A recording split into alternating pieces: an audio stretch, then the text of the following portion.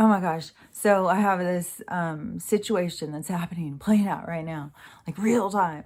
But it is so much making some of the points in my mind that I want to make. So this is where, start talking about stuff in my own life because, to share how I see it.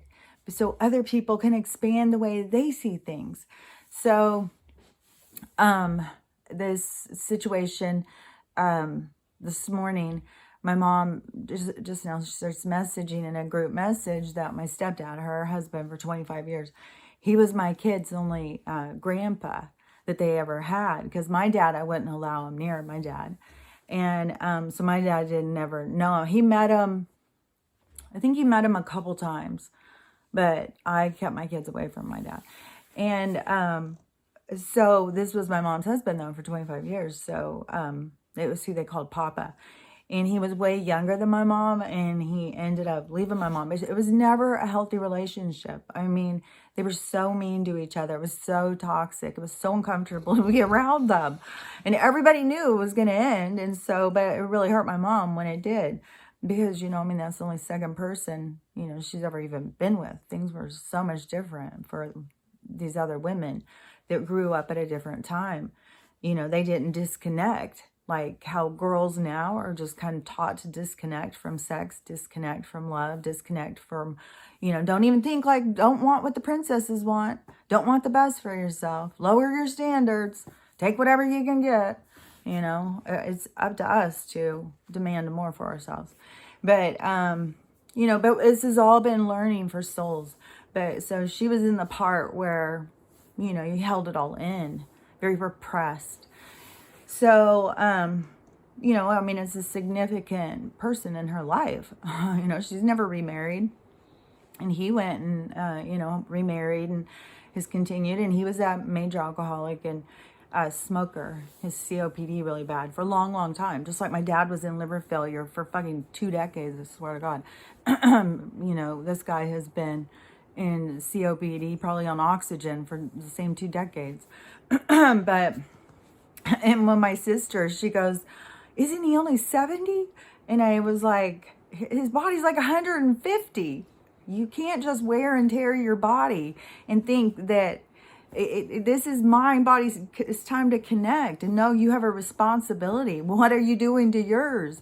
How are you treating it? And what, I'll just put this out there too. I'm having so much fun learning to making the bread.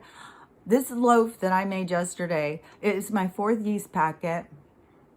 And the first one, it came out just totally flat. It didn't rise very well.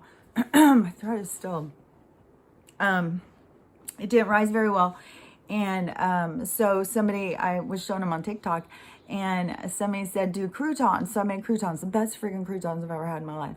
Oh my God, they were so good. And so, it wasn't a failure. Nothing got thrown away. Then the next one I made, and it was okay, but it was still way too dense. I wasn't in love with it. And I think with the rest of it, I toasted. I ate a few slices, and then I crunched it up with the food processor, and then I baked it and made it into breadcrumbs. So I have breadcrumbs, when I want to make something, because I never have breadcrumbs, and I'll see recipes for stuff. Because the air fryer, I swear to God, I love the air fryer.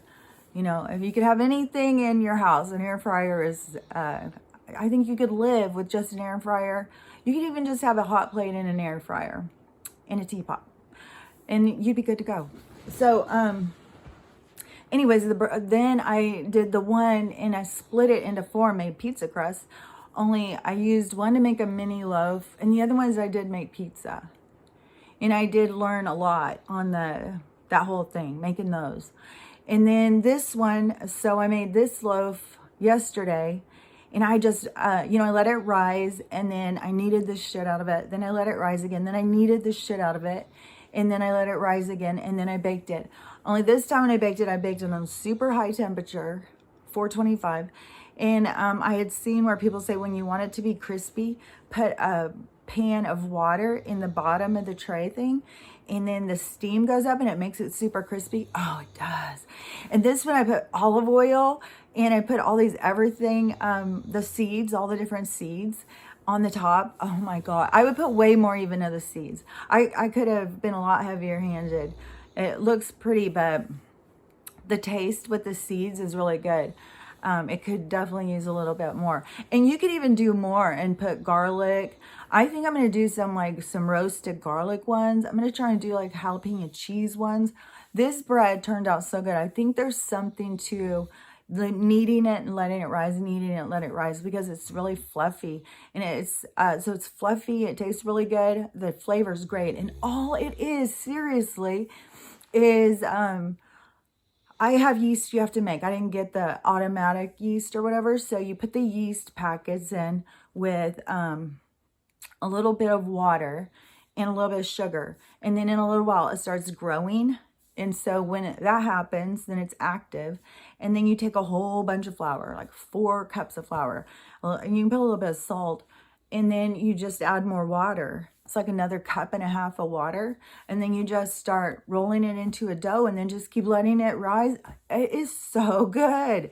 And I don't know about the flour. Like, I know flour. And see, I keep trying to get more and more basic. Like, you know, I think unbleached.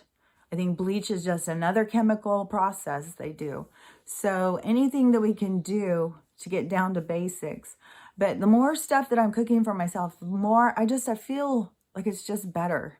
It's better for us to make our own stuff and listen to our body and know what our body wants and how our body reacts to it. Like, I got that cachava stuff and my body was just fucked. I just gave it away to my daughter. It was way too much fiber in it. I don't know. I think there was something else in it that it made me kind of feel like anxious or speedy or something. I don't know. There was something because I felt kind of like buzzy, like it would give me a headache.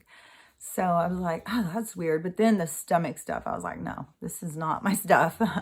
But, you know, there's stuff out there that will work good for you. We just get so caught up in what they tell us. Oh, the food pyramid and all that stuff. But go read Stephen Gundry's stuff. You get a new perspective on food and how to figure out what's really good for you. It's all biologically what he talks about. There's so many messages going. I know this conversation is still going. But the part where I wanted to get to, that I was so motivated to come and talk. So my mom, and now I see my brothers are involved, but my mom and my sister both consider themselves to be Christian, right? So, you know, they think they have a better knowing about the soul. But the thing is they think, like, I can't even really figure out what they think. Like, so when the soul leaves the body, it just is like, it can't do anything. It's just automatically sucked into heaven or hell. And then it's just trapped in those two places, heaven or hell. Like, I don't know. I can't understand it. So, you know, they're talking about how sick he is and he's about to die. He probably won't get out of the hospital. But he has come out of the hospital again before that.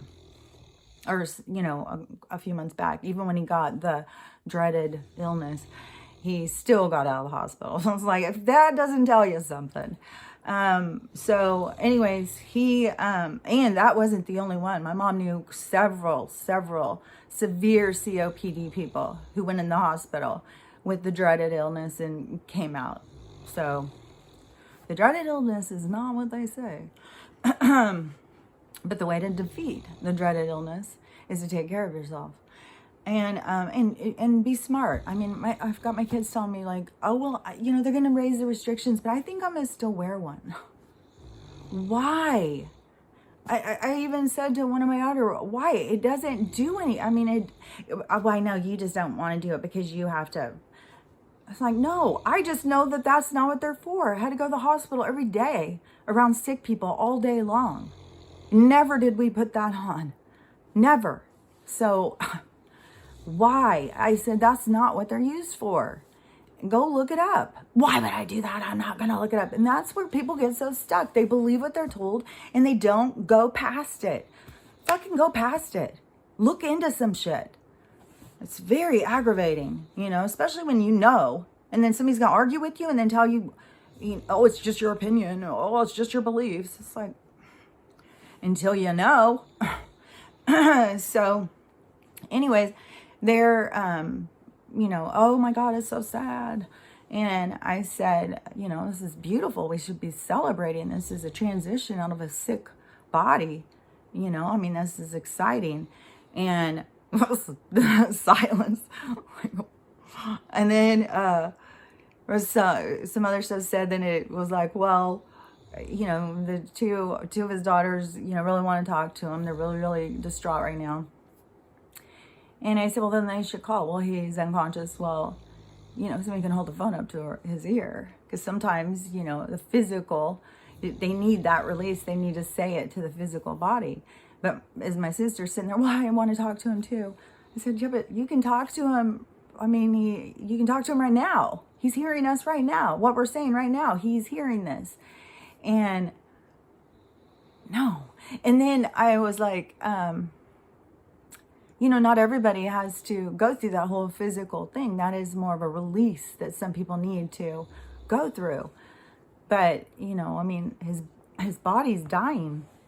He's not going to be in his body. He's not in his body. He's out of, it's not, he's transitioning.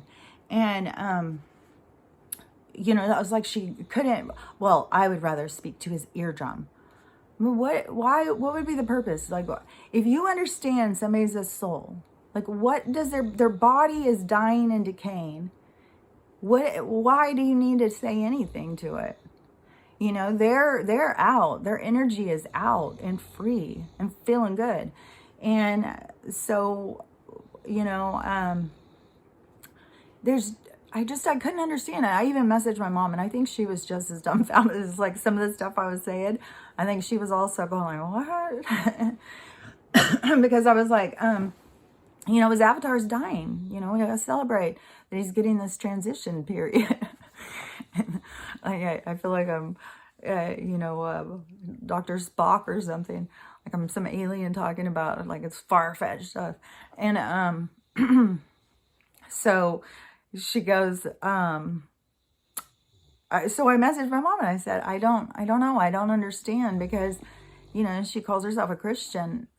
So she should understand the soul isn't the body. Like what difference does it make? What you're whispering in someone's eardrum is their soul. If they have a soul, then you can talk to them whenever and wherever you want because it's energy. And you pull that energy towards you with your, when you focus on them, it pulls that energy to you. So you can talk to it. And then sometimes, when people are having a hard time, like kids or something, why it's important for them to get to do this physical release, to feel like they've told him all they need to tell him, is because they'll keep pulling the energy back. You can get stuck and feeling like shit because you're holding on to stuff that you didn't get that opportunity to release. And I know people whose parents have died and they were like, no, I'm not going to talk. I don't need to talk to them. And then I'm telling you, all ages. So if you have that need, don't have somebody say, hey, he's not going to hear you or whatever. There's something to just the doing it that helps you release. You will just feel you've released something. Because, you'll be pulling that energy back to you all the time if you don't let it go. And so it's just a process, and everybody has their own process and all souls have their own thing. But just don't let anyone else tell you what you need to do. But I was being really surprised because if you understand that someone is a soul, then shouldn't you understand that they're not there? They're, they're transitioning. And then what was my mom? She was like, I don't know. I think she was trying to just kind of sidestep it. Like, I'm not really sure. What was it? She said something like she kind of gets it, but she's also still held by the parameters of religion and what they have, the paradigm they created around how she thinks of what a soul is and how a soul works and what a soul does and stuff like that. And But still, I mean, this conversation had to happen. I know there's so many times where I'm dropping seeds, you know, and you know, I know my brother needs to hear. I mean, the other day when he's putting up his thing and saying, you know, he's a atheist and progressive and all this stuff, I was like, oh God, labels and what they mean and when people want to use them and how they want to use them. It's like, oh my gosh, you got to release the fucking labels. You got to start looking at yourself as a person, not as a label. And anyways, but I knew that some of this stuff, like, they've got to start thinking in this more broader perspective. Like, the religious people are going to have to start opening up their minds to what a soul really is. And the people who don't believe you have a soul are going to have to open their minds to there's something that's power in you. There's a purpose to everything. There's a reason for everything, you know, and there's a responsibility. So there's just a lot for people to start wrapping their heads around. But life is showing them that at this time. And in this conversation, and this is the other thing I wanted to say, and it is kind of not associated with this part, but so my sister, for some reason, wants to see the room, like what the room looks like. And my mom's like, well, she saw a picture. It's really bad. It looks horrible. And then my sister was like, well, she had seen one and it was really, really bad. And it was, you know, a story of somebody's personal experience, personal tragedy. And the thing is, the lesson from this personal tragedy is that, you know, as we have all these kids and we're just like, you know, oh yeah, transition. Oh yeah, just switch. That's going to solve your problems. Everything will be fine. Why are there so many of them killing themselves? Maybe we're not getting to the real problem. Maybe we need to come at it and learn how to love ourselves, no matter what we're in, no matter what the vehicle looks like, no matter what the vehicle represents to us or to others. Maybe it's just coming into love with ourselves. And maybe that will stop a lot of this pain and suffering that goes on. So, something to think about.